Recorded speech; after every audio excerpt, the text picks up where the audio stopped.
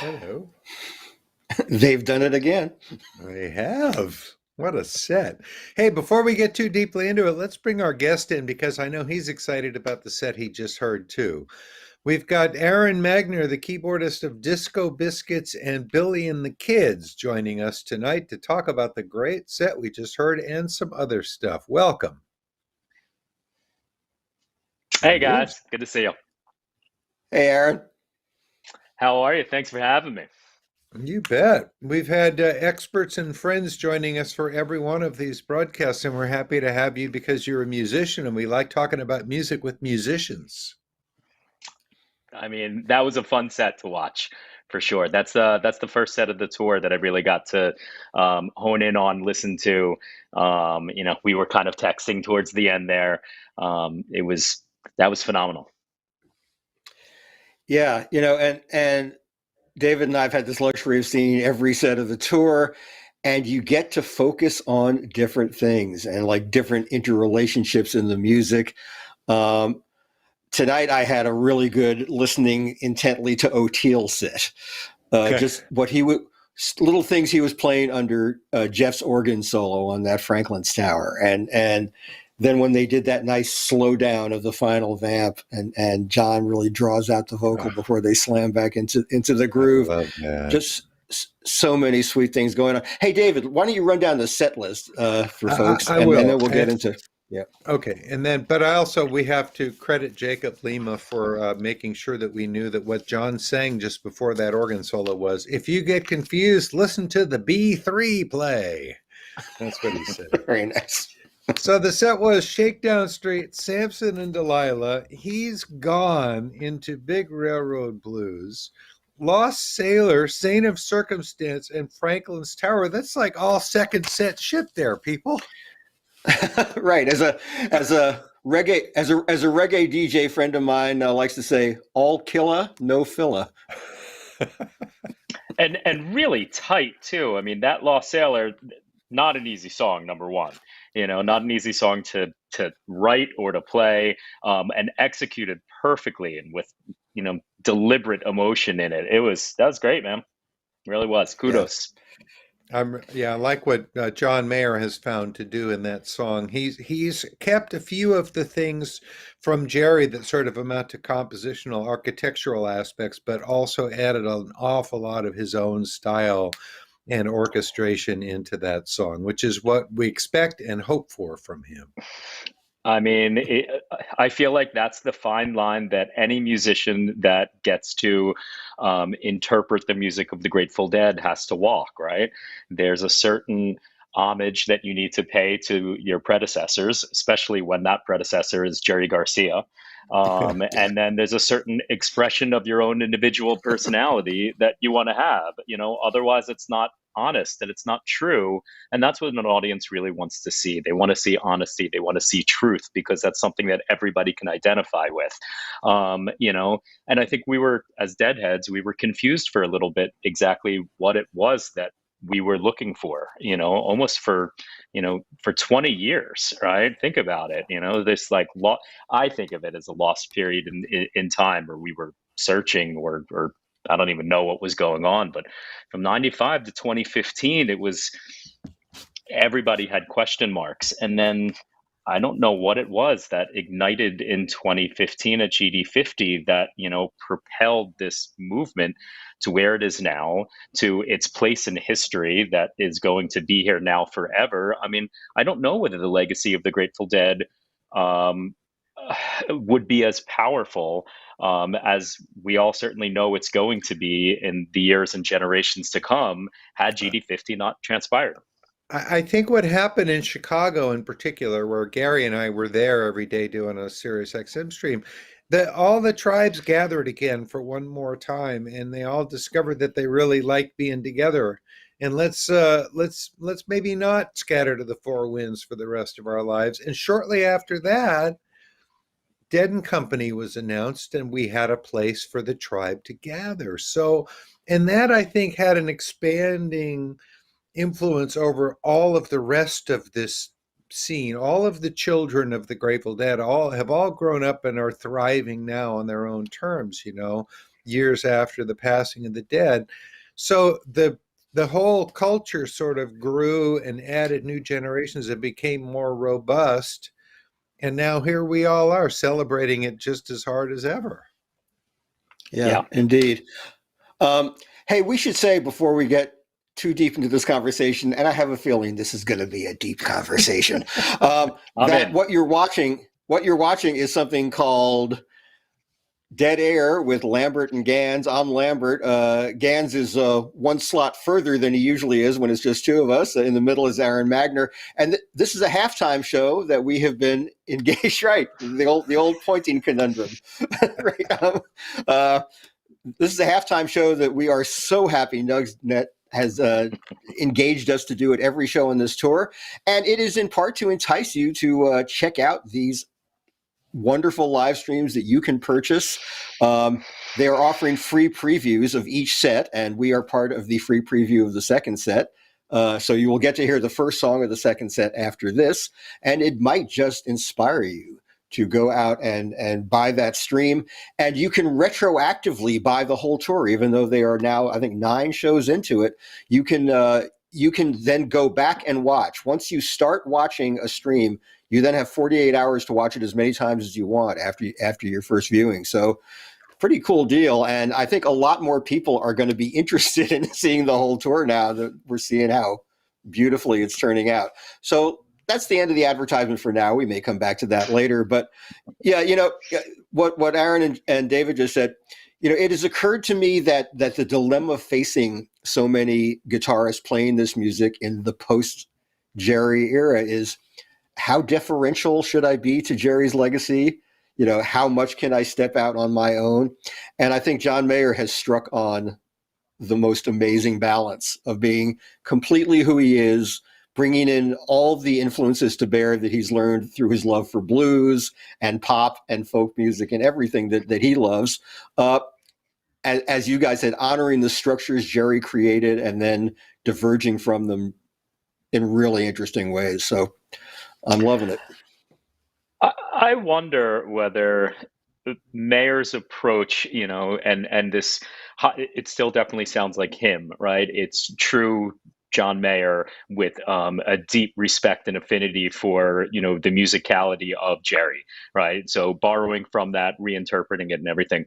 I wonder whether he excels at that so much because he had such an illustrious career without really knowing much about the Grateful Dead. And then the deep dive that he started to take in 2013, 14, whatever it was, when he started getting exposed to it. And he really dug in deep. But now, with all the knowledge that he had as a musician and being able to respect it differently, as opposed to growing up on the music of the Grateful Dead and ingrained in your DNA, and you've been playing it since you were 14 with your dad and everything like that. Right. He Um, was already somebody in particular elsewhere. And so right. he brought a fully formed musical personality into this music. And I really think that the people that write music are different from people who just play and interpret music. Sure. You come and appreciating that the Grateful Dead were great improvisers and great songwriters and great interpreters, I think, but he comes in with gravitas of his own, with mass of his own as a creative person. So he steps into the ring as an equal, kind of, really. 100%. Um, you know, borrowing that concept, for how I approach the music of the Grateful Dead, of interpreting it, because it is ingrained in my DNA. I grew up listening to the Dead, but interestingly, never played in any Dead cover bands. Really, didn't have that songbook. The songbook that I had growing up was jazz standards. So the music is ingrained in my head, but never really in my fingers. So the first time that I had exposure to playing this songbook was with Billy. So I had already, in the same way, figured out my identity as a musician, and now got to lend that, to the interpretation of the Grateful Dead. So yeah, two different approaches. Yeah, very much so. You just mentioned playing with Billy, and that's a wonderful story unto itself. And also, I'm interested to hear that your orientation was jazz standard. So I'm sure you're appreciating what Jeff Cometti brings to this music, because his vocabulary is so One, incredibly rooted in jazz, and it's sort of fulfilled. For years, I had these sort of fantasies. What would the Grateful Dead sound like if Herbie Hancock sat in, if Bill Evans sat in, if Horace Silver sat in?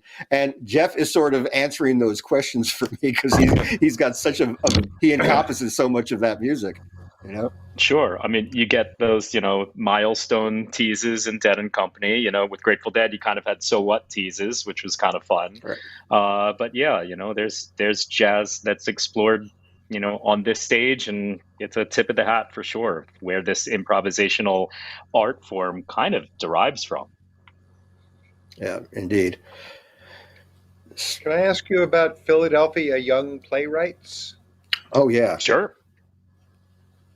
Tell us about Philadelphia Young Playwrights, Aaron. The Philadelphia Young Playwrights is a charity that I sit on the board of directors for. My mom actually started the organization 30 years ago, and I continue her legacy by sitting on the board. Our mission statement is to inspire learning and creativity through the process of playwriting. And we go into, I think it's 67 Philadelphia schools, mainly public schools, mainly inner city schools as well, but all over. And through the process of playwriting, which is a, month after month kind of course, if you will, that involves, multiple teachers and dramaturgs. And these kids kind of learn their own voice through storytelling. And it's powerful. It's powerful to watch the transformation process. It's powerful to watch the collaboration that takes place. Yeah, it's great. Rex Foundation was one of our benefactors one year. So, there's a little crossover here too. But yeah, it's an awesome organization for sure. Well, while we're talking about it, why don't you go ahead and tell people how they can find out more about it and maybe make a contribution if they're interested? Wonderful. So the organization is the Philadelphia Young Playwrights, and the website is phillyyoungplaywrights.org. Great. I've been a drama. Gary and I both are theater goers as well as music freaks and stuff. So I've always, and I really have, been going to plays as long as I've been going to concerts. So I appreciate that what you just said. I was going to tease that key word out. Collaboration is also a huge part of playmaking, acting, writing words for other people to say, getting people to say them, and working in an ensemble. Being in a play is like being in a band in a way. Yeah, 100%. Except the difference is that you're using words as opposed to using notes in having conversation. That to me, that unspoken ability to communicate, to communicate in this other language, and within those notes, it could have, a happiness, it could have a joke, it could have some mean qualities to it, but it's expressive, not just in the people that are interpreting it by listening to it, but, in the way that you have a high level dialogue with other musicians. Right. Now, when I think about it, go ahead, Gary. Well, I was just going to say that I'm really happy to hear that Rex supported Philly Young Playwrights. We are, of course, always urging people to support Rex. Part of our purpose in being here is to bring attention to the charitable efforts in our community. So I'm glad we were able to shine a light on the one you're involved in. And we urge people to go to Participation Row at the shows and find out how they can both donate financially and contribute their own energies and efforts in a volunteer way to Rex and to Headcount. And I know Headcount has been integral in the life of the Disco Biscuits because your partner, Mark Brownstein, was a co-founder and is co-chair of Headcount. So this all ties together nicely, doesn't it? It really does. It's this, the community that, Mark and I entered when we were kids just wanting to play music, and then found, other like-minded people that both played music or listened to music or were activists, and in the early Wetlands days, and just being able to transform the world that we live in and try and make the world a better place in multiple ways, right? By bringing happiness through, music, or by actually, activism, or raising money for a cause, or connecting people. I mean, that's a huge thing that, certainly the Disco Biscuits, but a lot of these other bands do too. It's, connecting the dots, because once you put them together, it could really have a powerful wave behind it. And that, to me, looking back, I mean, the Disco Biscuits have been a band now for 25 years. So we're at that point where we're able to get some perspective on what we've accomplished. Not just musically, but also, the positivity and change that we've been able to inspire in other people.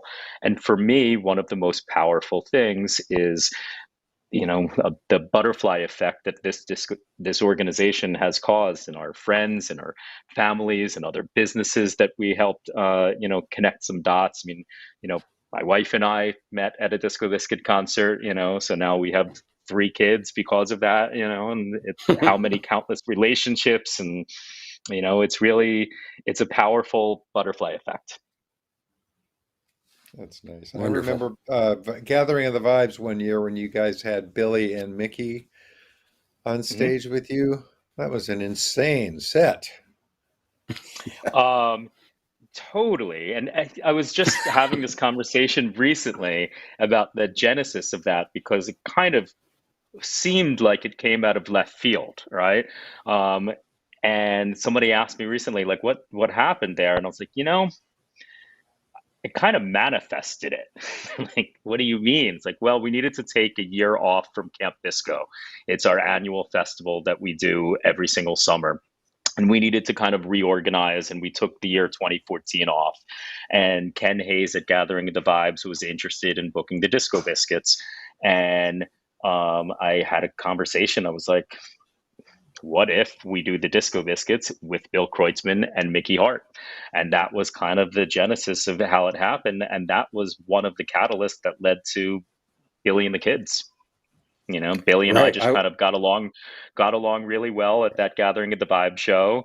And then Benji Eisen, the other butterfly in this situation, flapped his wings, and Billy and the Kids was born. Yeah, it's really interesting because I've watched Billy evolving in the post Grateful Dead world, from basically saying, I'm kind of retired. He wanted to swim. He wanted to be in the water in Kauai. And then he would dip his toe back in, and the Dead went out as the Dead. And then Billy would go back to Kauai and, sort of be in retirement mode. But then he'd have a band like Seven Walkers for a while. And then Dead and Company really revitalized his interest in playing a lot more, playing in front of people. And then suddenly there was Billy and the Kids. He had an offshoot from Dead and Company. And let's talk a little bit about how that came together, when the phone calls came and how the team was put together and all that. Yeah, so Billy and the Kids was before Dead and Company. It was slightly before Dead and Company, right? I think the first Billy and the Kids show was 2014. Is that possible? Oh, maybe I don't it know. was Where's the Lock. Was it at statistics Lock-In? here? Yeah, exactly. But Yeah, we weren't called that's Billy right. and the Kids yet. It was Bill Kreutzmann's Right. Lock and Step All Stars. Lock That's and right. Step. There you go. Right. Different team. It had And Kim Ock and some other people. It wasn't the same lineup as it is now, right? right. And O'Teal, and then we brought up some special guests. We had Taj Mahal come up and Keller Williams come up. Yeah. So I don't know. There was, kind of a dozen, 15 maybe, Billy and the Kid shows, and then Dead and Company definitely took up that bandwidth, for Billy, who wanted to definitely, spend his time presumably, swimming, but also needed that sustenance and creativity to play music for sure. So, Billy and the Kids just kind of laid dormant for a little bit. And then with the pandemic and trying to figure out, as everybody did during the pandemic, what can we do? And again, Benji Eisen going, we're going to get together in Hawaii and we're going to play some music together. And that's what happened. And it kind of ushered in, looking back at it, it kind of ushered in the end of the first phase of a pandemic, and then it seemingly felt like we were re-entering the world as we once knew it, and who knows what's happening now. But yeah, that Hawaii thing definitely it felt like the party to invite everybody back. Right. Um, And to the already stellar core of you and Tom Hamilton and Reed Mathis and Billy for Grateful Mahalo. And since then, you've added in the wonderful lagniappe of James Casey on saxophone and Billy Strings on lots of things. So I'm sure that's been just a complete gas for all of you. yeah, it's kind of one of those. It magically happened, and that's the amazing part about doing what we do as musicians is we get to try and experience, to collectively experience, and therefore get to create, not all the time but sometimes, magic. And it's certainly what we felt happened while we were in Hawaii. There was definitely a confluence of events. Number one, the set and setting that we were in, and the fact that we'd been cooped up for 16 months or whatever it was, and then all of a sudden, here we are reemerging in this beautiful land. That felt like magic, but then that magic kind of continued when we randomly decided to play 2 nights at Red Rocks too, and that was how it was powerful. It was the energy was palpable. It was electric. We could feel it before even walking out to stage. So you hear musicians talk about the symbiotic relationship between an audience and the musicians, and how it's circular and it spirals. And you give what you receive, and you receive what you give, and that whole thing. But even before we stepped out to stage, there was some sort of electricity in the air that we fed off of, and it energized us. And the way that I describe it, how powerful it was, it felt like if there was an evil supervillain, they would want to harness that energy for evil. It was like so. It was such a powerful thing. Yeah. Well put. Well, you mentioned that's the symbiosis between audience and band. You've also been fortunate. The latest incarnation of Billy and the Kids had this incredible setting as well. First, the Grateful Mahalo setting, and then Red Rocks, which are where the space, as I like to say, is a collaborator in the magic. Like where you are playing, really can inform the way the audience feels and the way the band responds to it and the way the audience and band respond to each other. And that really seemed true of these gigs you did. Of course. And, let's go back a little bit and talk for a second about James Casey and Billy Strings, because they were such a catalyst in providing this spark, that the band was able to then, generate and run off of.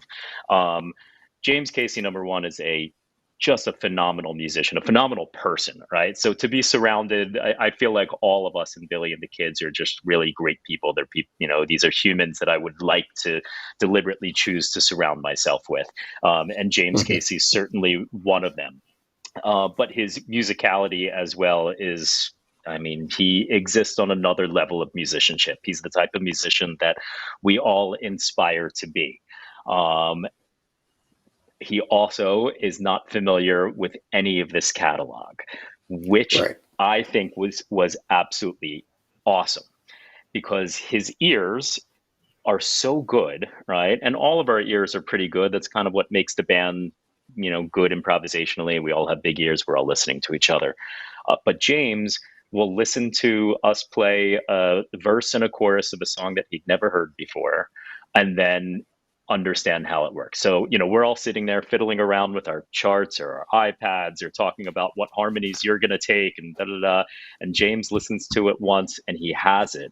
And I guess now that I say it out loud, it's probably not that far off from what, Branford experienced at Nassau, or whatever his first show was, right? Where he kind of got up there and listened to a verse and a chorus and was like, okay, I understand what's going on now, and then just kind of winged it. That's exactly what he told us. We interviewed him a few nights ago, and he said that's exactly what he said. I listened to the first verse, and then I started playing.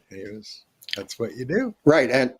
And gifted and attuned enough musicians can do that. I mean, Bradford was not only like inserting little comments on what the band was doing, he was like harmonizing lines that Jerry had played, and right. just using his amazing vocabulary and his instincts to contribute. Now, I definitely got that sense from James. I'm a big fan of James's from Trey's band, so Sure. I knew what he was capable of. But seeing him in this context and seeing him animate those songs in his way was really great. Did we know that Billy Strings played electric too? I certainly did not. And what I find awesome about Billy playing electric is I feel, and I could be wrong about this, but I feel like he's an acoustic guy and therefore kind of like figuring out how to play electric guitar kind of like on the fly. But because of his honesty, because of the DNA, the Grateful Dead that's inside his DNA already, it works, and we're forgiving is not the word, because he definitely rips on that electric guitar, but on the things that he's still figuring out of, like, it's kind of like trying on a pair of shoes for the first time. You're like, these feel good, but I'm going to need to walk in them for a little bit in order to really get used to them. I kind of think that that's what's going on with him and electric guitar, but I could be wrong. I think of him as an acoustic player. He didn't really seem to be struggling with the medium at all. I think he found his comfort zone pretty quickly. But all of that stuff, I think, in a way, that's something that we all want. I have a line in one of my songs that says, "Uncertainty is not a thing to fear." And that's one of the things about improvisation. It's a song about jamming. And I really think that bringing people out to the edge of their competence is where the adventure lies in a lot of this, right? And trying new things and being in a situation where perfection isn't required. It's attainable, but it's not required. So you can go in there and, try some stuff. Yeah, I mean, and you need to have confidence in the other people that you're playing with, that, you can go try some stuff and everybody's going to be cool with it. In fact, they're going to be inviting of it. Try something you've never done before. Take risks. I got your back. That's an important thing to know when you're playing in an improvisational band, for sure.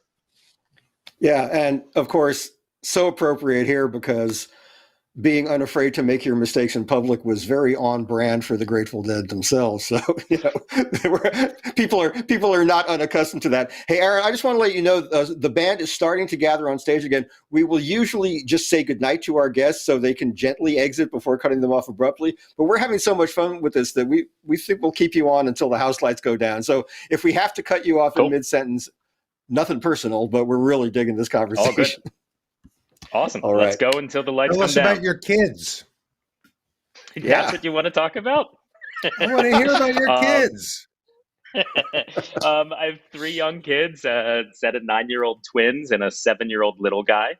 And we've been in this house together for 18 months now, or whatever it's been, and they go back to school next week. You sound relieved. Yeah, it's been an interesting year for everybody, for sure. Wow. I'm sure. So, folks, we just want to reacquaint you. If you just tuned in recently, we're talking to Aaron Magner during Set Break at Dead & Company's show in Hartford. We are told some band members have assembled on stage, but that's always a random process, how many are going to get there when. And we're really enjoying this. And we're doing this through the courtesy of nugs.net, who are streaming all these shows, and you can avail yourselves of them. Aaron, I was just going to say, has there been talk of some more Billy and the Kids activity down the road? I know you can't reveal anything until it's actually etched in stone, but is there a hope to do that some more? I think there is definitely excitement to see what else can be done with this project. You know, the future of the world as we know it is certainly uncertain. Um, but you know, yes, I think that the energy, the camaraderie, the musicality of this project wants to be explored more. So I certainly hope that the world gives us an opportunity to manifest that to happen too. Wouldn't it be nice to get out and play live again? Ah. I mean, we're kind of doing it, right? You know, winter is coming, so who knows what's around the corner, but we're kind of doing it and figuring out how to exist with this thing, or figure out how to take a couple steps back if needed. At least we know what needs to be done, or the uncertainty that we had a year ago, we kind of like know how to deal. We know what risk factors are.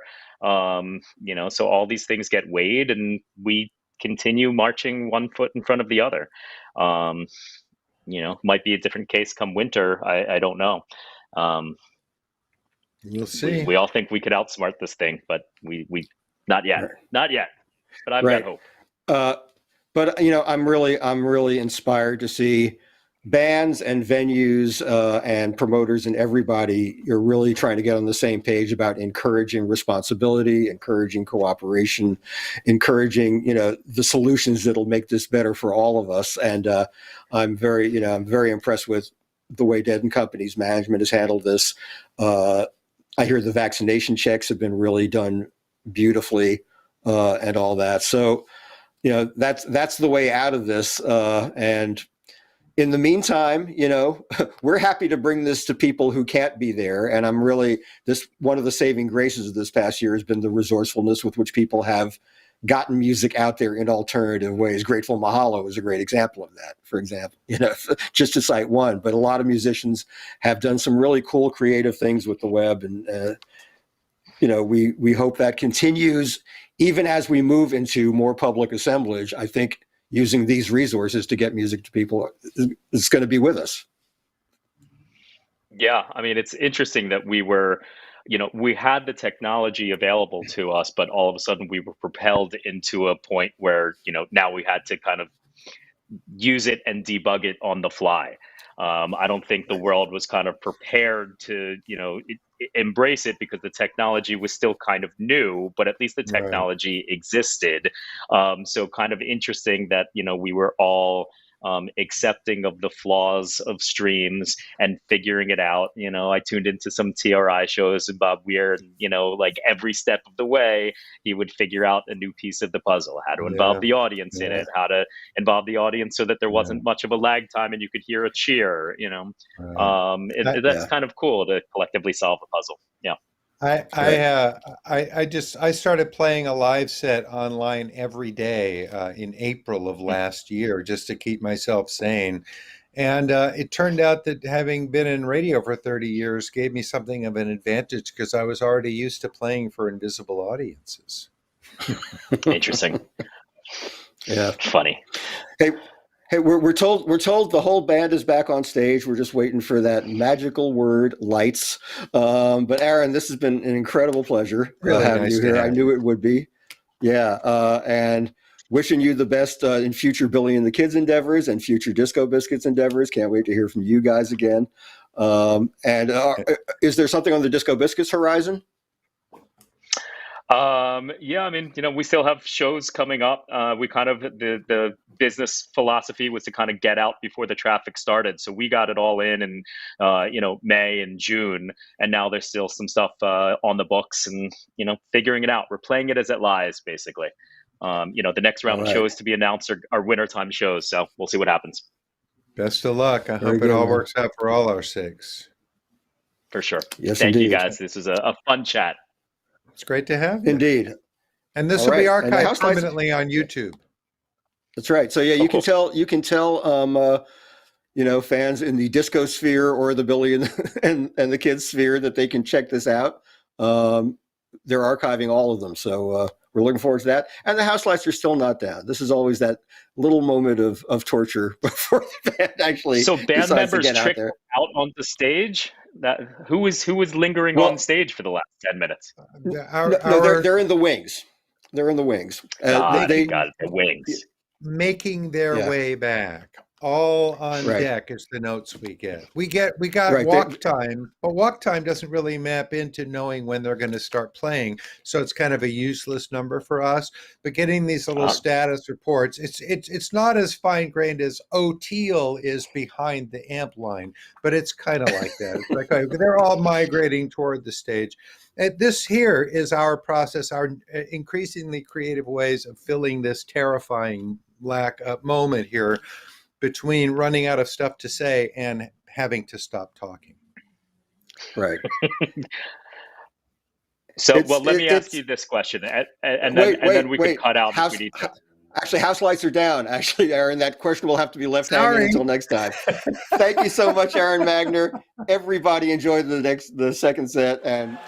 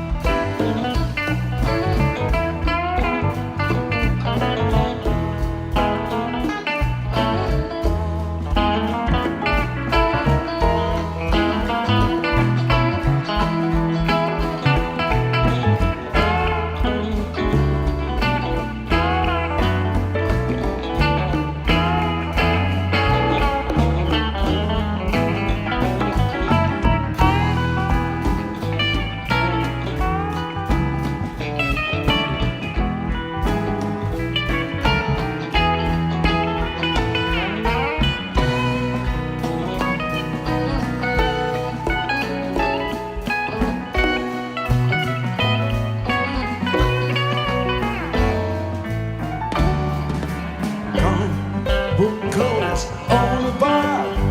Little ribbon crying, Leonardo works for Alice. Trombone, a rang, a silent bell. Leafy shower, a pose in the eagle-winged palace of the Queen of Chinese.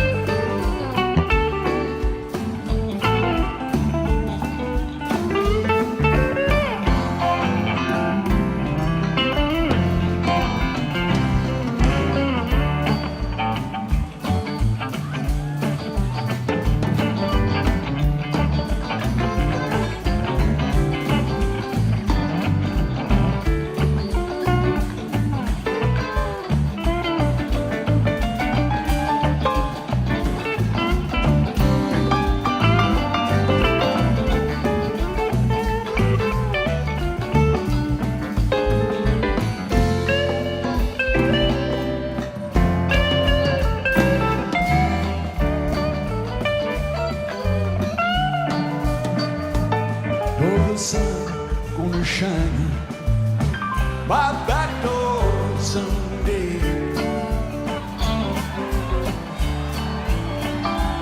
For the sun gonna shine in my back door someday.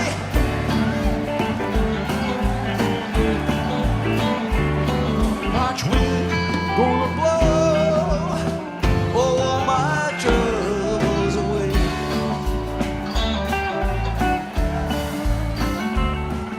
I wish I was a headlight on the north